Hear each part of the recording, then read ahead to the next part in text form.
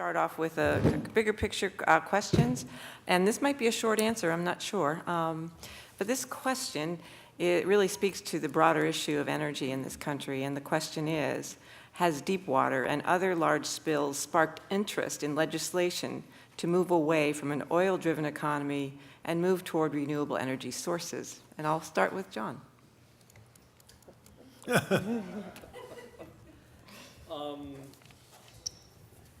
I think it's heightened the awareness that you need as many energy sources as you can get.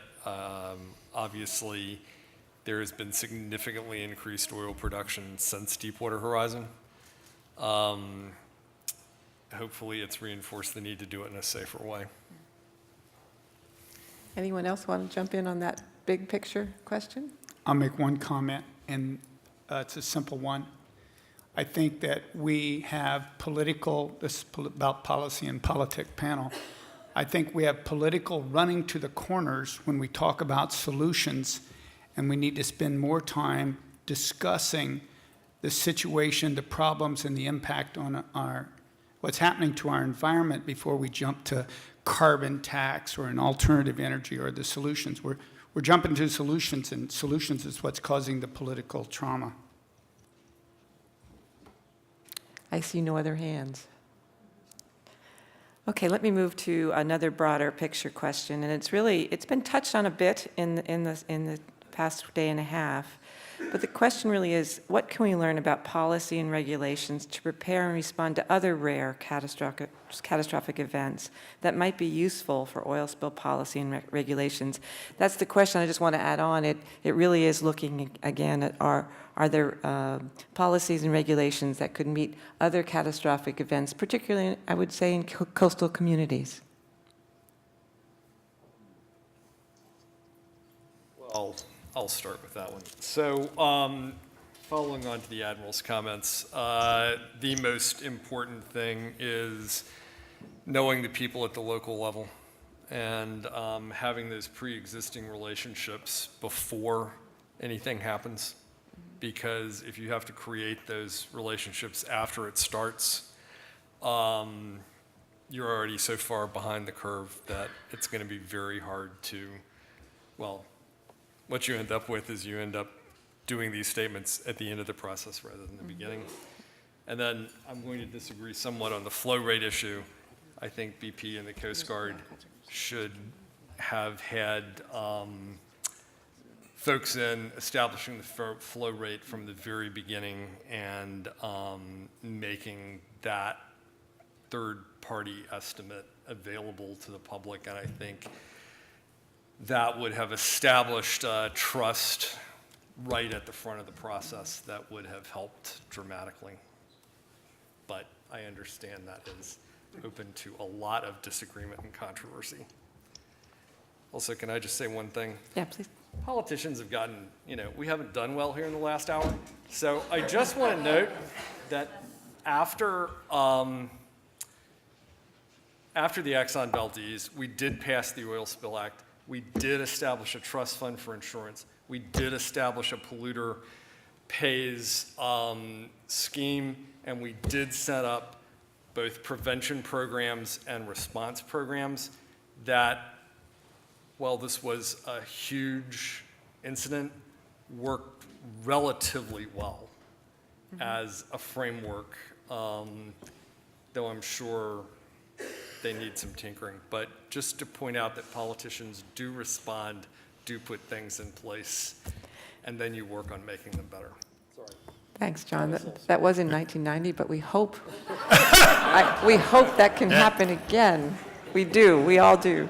I know, David, are you interested in commenting on this? Well, unfortunately, I was going to just pile right on like you just did and say, but what have you done for us lately?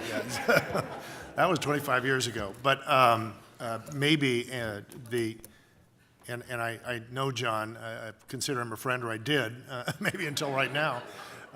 So I know that he appreciates my humor, but, or he did. But to the question, and I'm not sure I'm answering it correctly, but I think what we've been seeing in other events that aren't oil spills is in fact relevant to how we respond to spills, and in several instances recently, and we can use Sandy, we can use Katrina. One of the things we're learning is that policies are intersecting. We have FEMA potentially responsible or in the lead for an event where we have 3 or 4 oil spills that are going on, or 5 or 10. Certainly in Katrina, we had that. And so there's an intersection of policies, and I think there's a lot to be learned, maybe in adopting or adapting policies, but also in how overlapping policies are sorted, and how you actually then can make different jurisdictional responsibilities work in one event when you have different jurisdictional responsibilities. Jim. Well, I finally thought of a good one. Okay. I think we did a pretty good job on the Haiti earthquake response. That was an all-of-government response. It was probably just as challenging to coordinate between State Department, DOD, DHS as the Deepwater Horizon was at the federal level. It was a get in there, do the job, achieve all of the requirements of the president, and get back. And I think they did a pretty good job. I think what we've been talking about with politics and local governments and all of the elements of working in the United States didn't exist. So I don't know whether you can, map that over to these scenarios for oil spills. But I think there was maybe some things that could be taken from that response that the oil spill response community could use in terms of.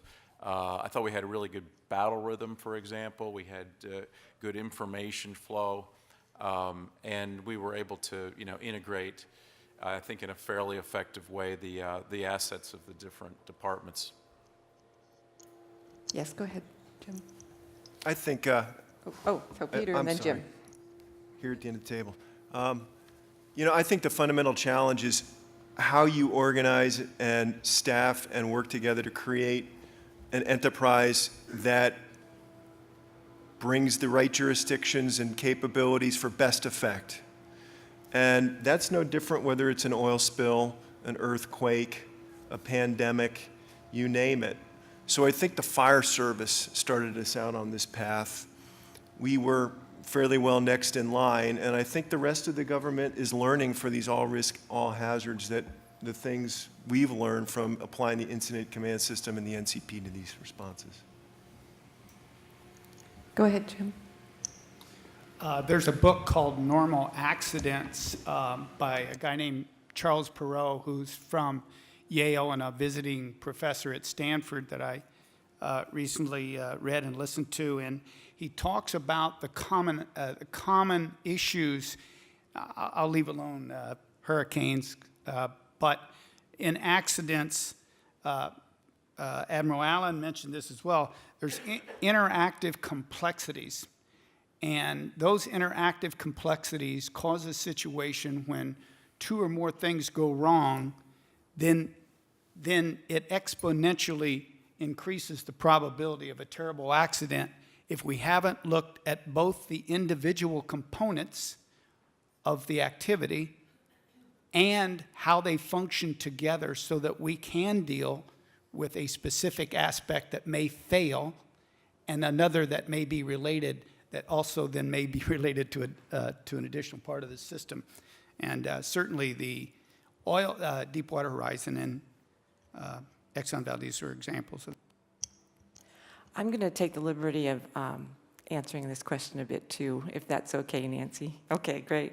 I mean, I think I'm working now on the coast of British Columbia, and there's risks for earthquakes and tsunamis, and the population is concerned about the fact that there will be increased tanker traffic, and they all know about the Exxon Valdez.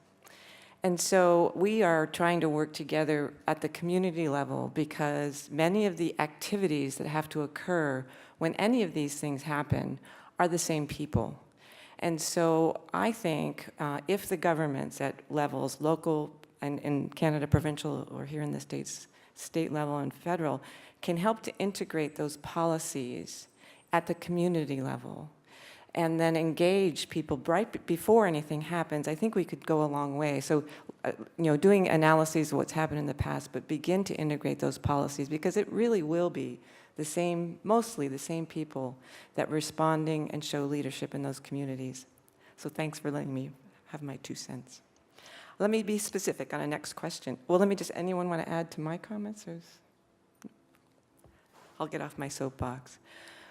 A specific question about Alaska. Alaska withdrew from the National Coastal Zone Management Act in 2011, which gave the state a strong voice in federal actions affecting the state.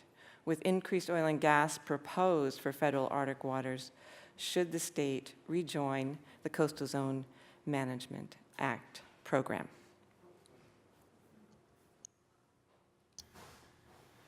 Maybe I should take that since Alaska withdrew on my watch. I managed the Coastal Zone program when Alaska decided it wanted to go away. Well, that's a complex one as well. Many forces at work in how Alaska came to that decision. I don't think, and there's been now at least 1 or 2 runs, and Fran may know a more recent one, but I just, in fact, when I was in Alaska last, I heard that there was more discussion to try and re-propose to get back into the Coastal Zone program. But I think why the departure, there was concern that there might be too much local say and or authority and power in development of oil and gas, and that the Coastal Zone Management Program maybe enabled some of that authority or power or say to be there, and so that's why it was withdrawn.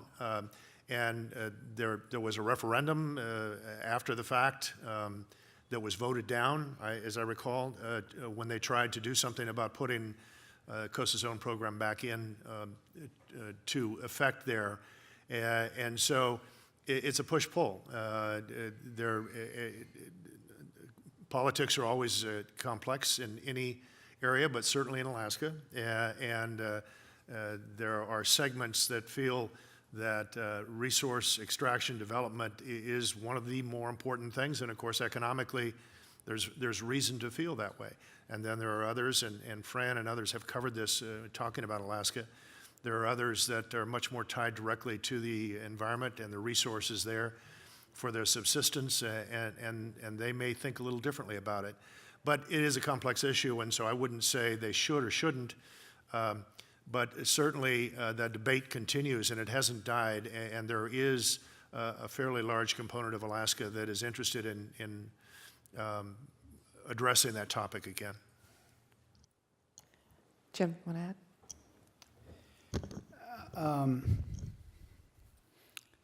I didn't know that you were in that role when it was removed.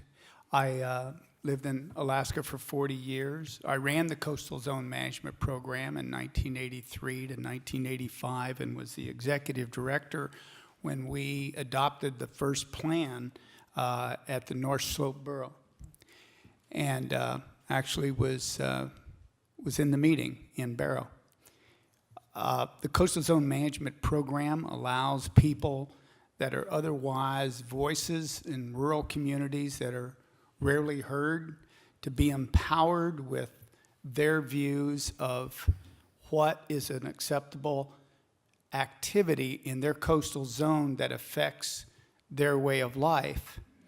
And that included establishing mitigating measures that would, in their view, protect their community and their way of life. Governor Murkowski, Senator Murkowski's father, and a group of people initiated the removal of the Coastal Zone Management Program for the reasons that you described, and Dave. And I think that by and large, we can simply say that under the Citizens United, there are citizens in Alaska that are corporations that believe that that kind of influence from rural communities stifles their ability to move rapidly. I don't hold that view personally, but I'll leave that for another time. Anyone else want to add to that? Okay. We'll move to the next question for the panel. Please expound on why the responsible parties should not pay before the response is complete. I think Jim Watson would like to. Yeah, that was a statement I made. Hopefully, everybody here would agree with me that the goal of the response is to do the environmental response. The purpose of all of this is not for people to make money off of an oil spill. But that certainly creeps into people's minds with a major oil company. So what's worse than reinforcing that than to actually start doing it if you're the major oil company? And what happened in a couple of cases, the money gets actually used against the unified command to, in some cases, actually interfere with the response we're doing. We got into bidding wars with, well, I won't name the state, on buying boom. So that was because they had a check already from BP, and that's what they decided to do with it, go compete against us with the manufacturers to buy boom. In other cases, it was used for things that didn't have anything to do with the oil spill response, and in a lot of cases just caused more of a frenzy for all the money that everybody was hoping they would get out of this thing. So it just was not a good thing to do, and I don't know how you could actually prevent an oil company from doing that kind of thing. They do that a lot of times all over the world as just a standard way of doing business, but it's not generally what we would want to have happen in this country. Go ahead, John. And I'm going to risk clarifying what you meant. Okay. If I'm wrong, we'll find out. You were not saying that the responsible party shouldn't be responsible for paying for the things under the Oil Pollution Act for which they are responsible. You were talking about they're paying for another universe of things outside of their OPA responsibility. These were just blank checks. Right. So just to be clear, under OPA, responsible parties pay for a list of extensive enumerated actions. And we were processing do those that, yes. on a regular basis all through the response. Yeah, yeah. Thanks for the clarification, John. There's a question that was prompted by your comments, John.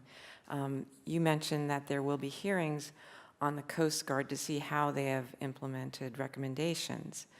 How would this panel recommend the Coast Guard, either the U.S. Coast Guard or the Canadian Coast Guard, do more with their resources, implying to address these recommendations, including people and when both people and funding are being reduced?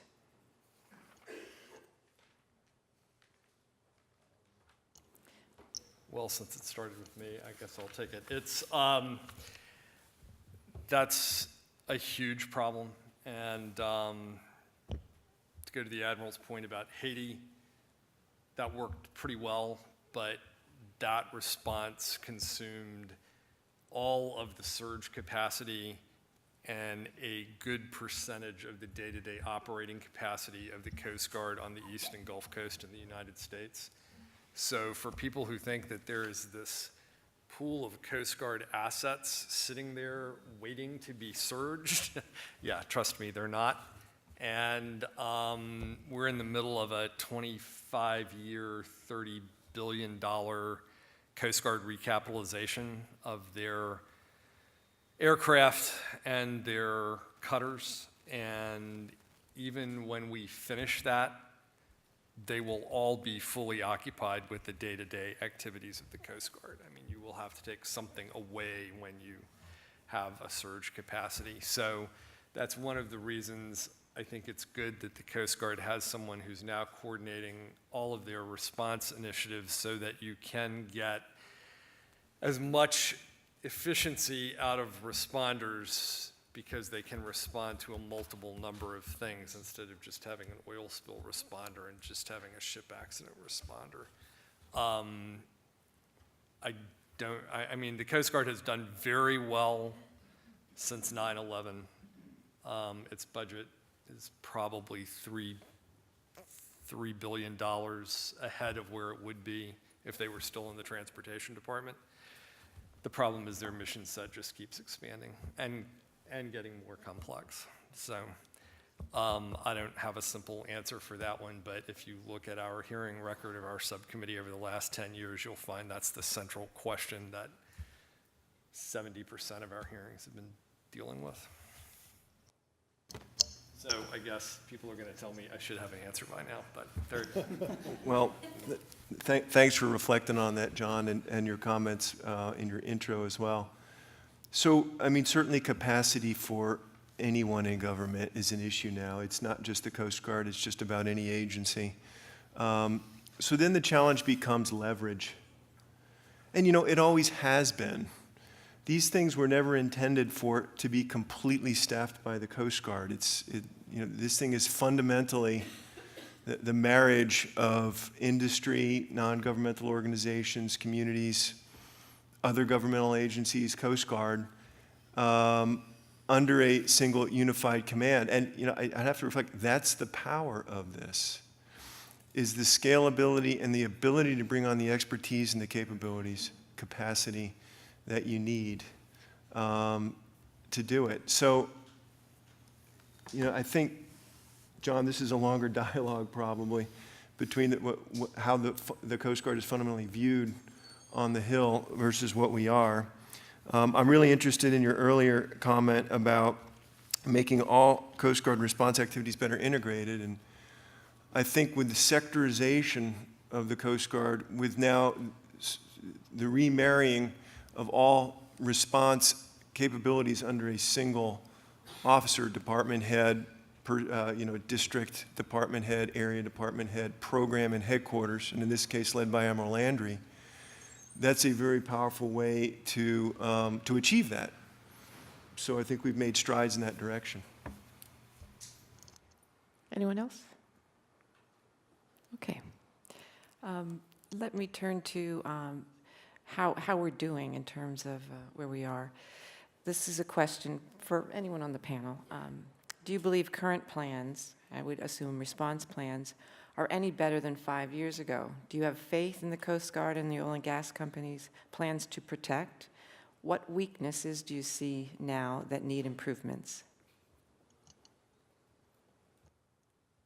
So first question is, are the plans better than 5 years ago? The next are, what are the weaknesses and what do we need to improve? Well, I'll give a stab. Faith is something you need to tell me about, whether you have faith in our efforts, and our area committee efforts, our collective efforts. But my point is, unquestionably, that was what I tried to convey in my presentation. We have been re-energized in an endeavor that, as the ISPR, I think, rightly pointed out, had languished in the post-9/11 world. We have returned our energies and attentions towards area committees and area contingency planning. We've got better doctrine that guides the field. We've incorporated offshore. We've been mandated to do offshore worst-case discharges in those area contingency plans that have those. And under Bessie leadership and subcommittees at those area committees, we've been doing that. We've incorporated things like the emergency capping capability under Helix and MWCC. So one area that we need to complete the loop on is, as we've heard, there is lots of great R&D on dispersants happening. And I know the Joint Interagency Task Force, led by industry, has been working hard on having seminars in different parts of the country. And Ann Hayward-Walker's, I'm looking at her and she's looking back at me. We've had this conversation many times. And that's yielding results. But we need to complete the loop and we need to get the materials for public release on dispersant use so we can have them in our plans for when the FOSC is making that decision in consultation with the RRT so we can do immediate engagement to try to shape the dialogue and prevent extraneous and incorrect information from getting out in the public sphere. David? Just from my perch, and I'm somewhat removed the last year or two, but I think there is trust. I think, as has already been suggested, a lot of really positive steps taken. And I think one of the more important ones is that collaboration, coordination. I think there's really been a step up to that. And I think years ago, maybe you could look over the Coast Guard and say, what's going on over there? Really a lot of effort to bring everybody else on board and to have coordination. I think Fran mentioned ICOPAR is maybe one example of an interagency group that's really stepped up and is doing positive things, has a lot of energy. So I'll give them a good grade. Jim and then John.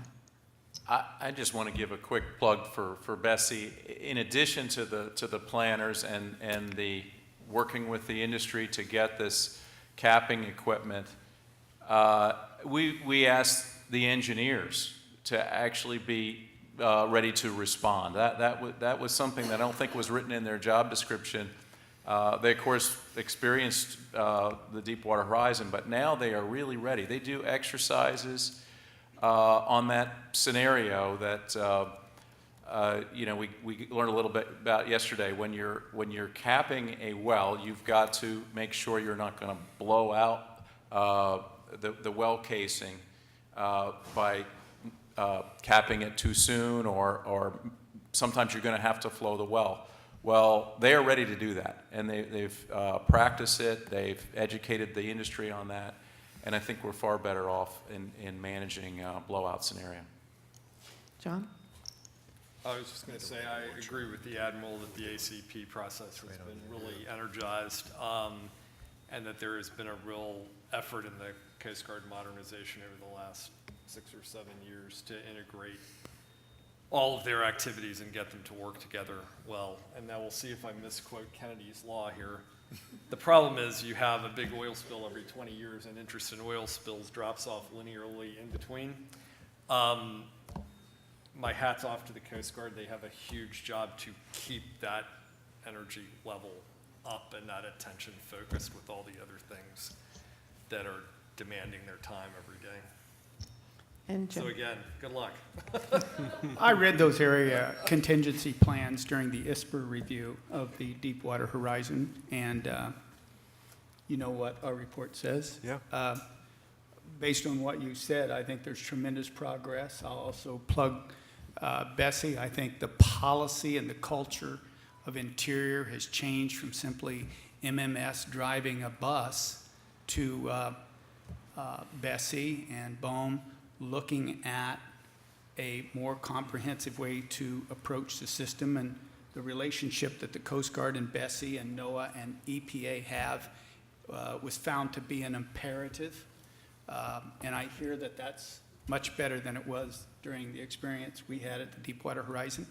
Let me say that I think the true measure of whether or not all of those things really matter and are going to be effective is if you look in the Arctic and you decided to do performance standard review and a challenge to the scenario, you would find out whether or not that's going to be effective, number one. Number two, I was a part of the last request of the industry to do a demonstrated capability response in the Arctic in the year 2000. There's a video of it someplace, but there's nobody that's demonstrated they can clean up oil and ice. If there's a blowout in the Arctic, there's no cleaning it up. And so the real issue is that scenario planning and performance and demonstration of the capability of that scenario and that planning and that engineering and what is going to be there. What are those standards, including a blowout preventer, another drill rig for relief, and so forth. So I'll just stop there except to say I think we've made great progress in policy and culture. And now we need to take one more step. We're America. This thing about money is difficult to accept. There's 8 cents a barrel coming into the United States coffers every day from the industry. Other nations use a portion of that for preparedness and response. That 8 cents generates $720,000 to $1 million a day. The current OSLTF balance is about $3.78 billion because they lifted the $2.5 billion cap quite some time ago, and so the coffers just keep filling up. And God bless the Congress and the people that put together the last DOT bill because they funded the Gulf of Mexico response capability and some other things and research through a bill called the Restoration Act that got put in the DOT bill. So they're going to get 80% of the funds that are Clean Water Act penalties are going to go down there for these kind of reasons. But that's still, which otherwise would have rolled in to keep building up the OSLTF, which should be built up. But there is a way to fund it, and if the 8 cents isn't enough, then perhaps we need to add 2 cents. That's my 2 cents. Yeah, it's a very interesting 2 cents. And what I take from this is a great conversation. It sounds like there's been real progress, and that's excellent. And I would encourage, now that I'm in Canada and can say things about what you should do in the United States, I mean, the fact that there has been improvements and good work being done, it really is important to communicate that to coastal communities and keep them informed, because that will only raise their confidence as the next, if and when the next accident happens. The next couple questions are related to prevention, one of my favorite topics. There are 2 questions here, and I'm going to add one. The first is, prevention is cited as the best defense. Does prevention include agreeing that some places are simply off limits to offshore drilling? That's the first prevention question.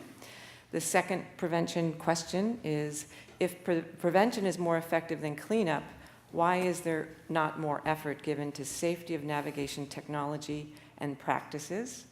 And then I'm going to add mine, which is very specific to the Deepwater Horizon. It was mentioned yesterday. I mentioned it briefly. Admiral Allen mentioned. And in preventing the next blowout, is there a need for harmonizing of policy so that that interface between the responsibilities of the regulatory environment on the ship and the regulatory environment on the seafloor with the drilling, is there a need to harmonize those so that we can prevent the next Deepwater blowout? So those are the 3. Anyone who would like to answer any one of those 3, raise your hand. Jim Watson first. I'm going to speak to your last question because I feel like I kind of embody that answer.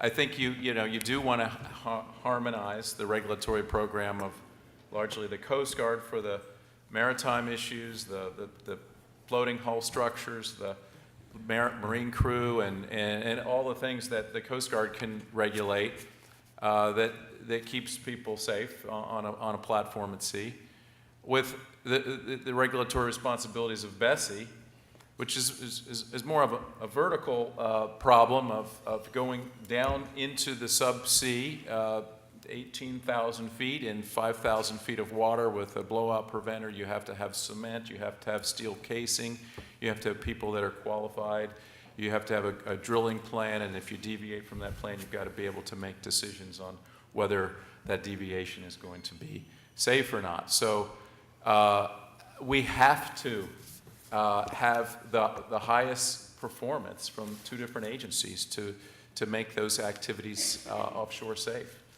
And I think we've come a long way. I mean, there are people now dedicated in both agencies to work almost full time with the other, and they're working together to do policies. I think you'll eventually see some regulations that are done jointly. The contingency plan working relationship is hand in hand. So I think it needs to be done, and I think there's going to be some constant improvement in that area. John, did you want to add? I will stand up for the safe navigation programs. There are things that hold us back from being on the cutting edge. One of those things is acquisition money, because it costs a lot of money. Another one of those things is constantly evolving technology. So no matter how much you're buying, you always need the next generation.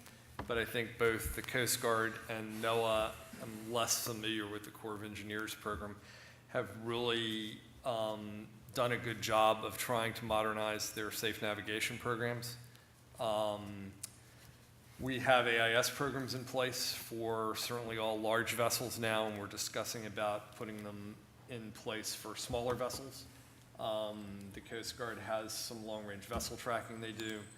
NOAA has moved from the Captain Cook era that was still in effect in 1995 to at least the beginning of the 21st century. They've put in a huge amount of effort. I will say they should beat one of their public affairs people, because they just did this announcement earlier in the year that they were getting rid of paper charts and moving to electronic charts because of budget problems. That's not why they were doing that. They're doing that because paper charts are out of date and everybody's moving to electronic charts. They managed to snatch defeat from the jaws of victory on that one. But you know, Notice who that was focused at. no, it was not. No. That just, but it was a win, which, yeah, didn't quite come across that way. The Coast Guard has got a big issue coming up in the next 20 years with the recapitalization of their buoy tender fleet, and I think that is going to give them an opportunity, which I'm hoping they're going to make the most of, to review how do you do these day-to-day navigation programs, and do you continue to do it with buoys and with an in-house buoy fleet, or are there ways to mark those channels and get that data out more efficiently? So I know we're not ever going to be right there on the cutting edge, but I think both agencies have done a really good job of moving forward on it. Go ahead, David. So just to add a thing or two to John's discussion, I think certainly for the Arctic, it's acknowledged, and you've heard how important shipping is going to be, already is, but is going to be, and the Arctic is not well charted. There is an Arctic plan, but funding is a huge issue, and we haven't been able to crack the nut of how we get more funding for charting in general, because there's all sorts of places that need it, but certainly the Arctic. But one of the other things, just to add to what we are doing to try and upgrade, is really reaching out and trying to establish a way to use vessels of opportunity and other agency vessels to do charting. And we've had some very good early successes, in particular with the Coast Guard, working on putting some of our equipment on, or at least the same equipment that will get the kind of data that we need to be able to do some of our charting work on the Coast Guard as it's in the area, as well as others. So we're trying to reach out and figure out other ways, if funding doesn't increase, to partner and collaborate, which the Coast Guard has already talked about. That's kind of the way we all have to do business. The other thing I would just address quickly, one of the questions was, what about setting aside areas that we wouldn't drill in?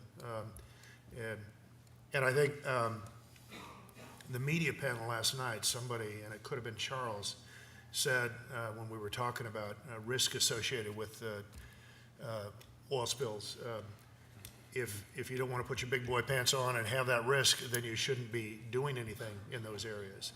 And I think there's a variety of different ways that you can determine risk in a different set of communities at every turn that will differentiate about what risk is.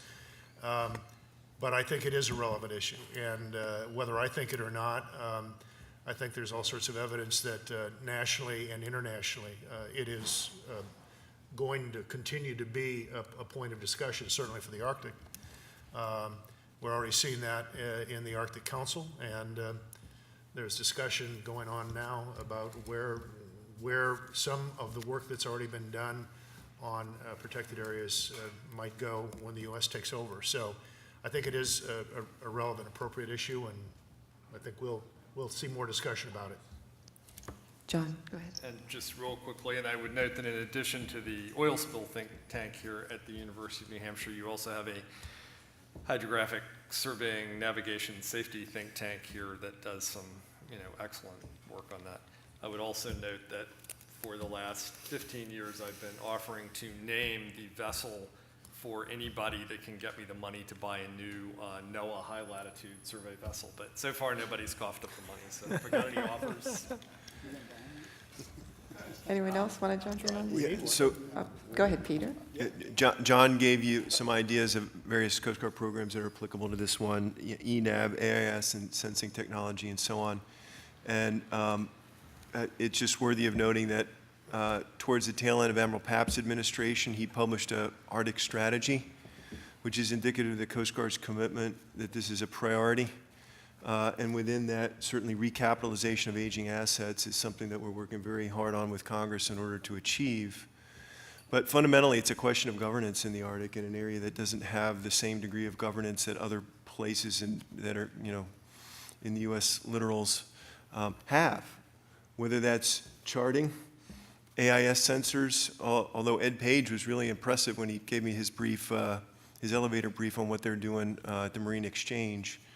But these are goals that we're all working towards.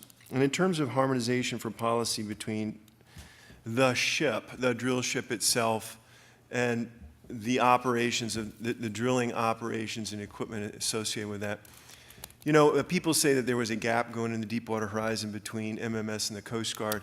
I think it was more just a lack of exercising together of what our common jurisdiction oversight is. We just hadn't been working as closely together back then as we have since. Admiral Allen mentioned yesterday, somebody answered the question, where does one begin and one ends? And in my thought, they're overlapping but different. Under the NCP, the Federal On-Scene Coordinator has responsibilities for response on source control. Under OSCLA, the Department of Interior has those responsibilities that are contingent upon oil exploration and production. And so they've got the expertise and the authority specific to that, and we just have these broad ones, whether it be a rail car spill or a tanker spill or something like that. And in that sense, and I think Allison's going to talk about this somewhat when she has her opportunity to get up, we've latched each agency together through a series of memorandums of understanding with an overarching organizational structure that meets between the BSEE director and the Deputy Commandant for Operations on a routine basis. And I think we have just thrown a lasso around that and cinched it up very tightly to eliminate any potential gaps moving into the future. And go ahead, Jim. Yeah, I just want to say this briefly, reiterate a point I made earlier. We'll know if conferences and these kind of conversations are effective when the citizens of this country decide that they're going to be political, not blame politicians. If Shell and Exxon, for example, and BP joined with the NGOs and the Coast Guard and NOAA and went to see John together and said, you know what? We've got to fund this Arctic effort, and this is what we need. And we fund the Arctic Research Commission, and we provide for the funding for the Coast Guard and NOAA to do their jobs that the citizens of this country expected. If that happens, we'll know that this kind of conversation matters. If that doesn't happen, then we'll know that really nothing's going to change, and that'll be the true measure of whether the world's changing or not. Oh, thanks, Jim. Do So you mind if I in our just final, Final comment. So, the goal here is not to lull people into a false sense of security on these matters. Coming from the Gulf of Mexico myself just 2 months ago as the person responsible for responding to these spills, and then also with the prevention oversight of the drill ships themselves, I can tell you there's a sobering statistic. We've had 8 blowout preventer activations since the Deepwater Horizon in the Gulf of Mexico.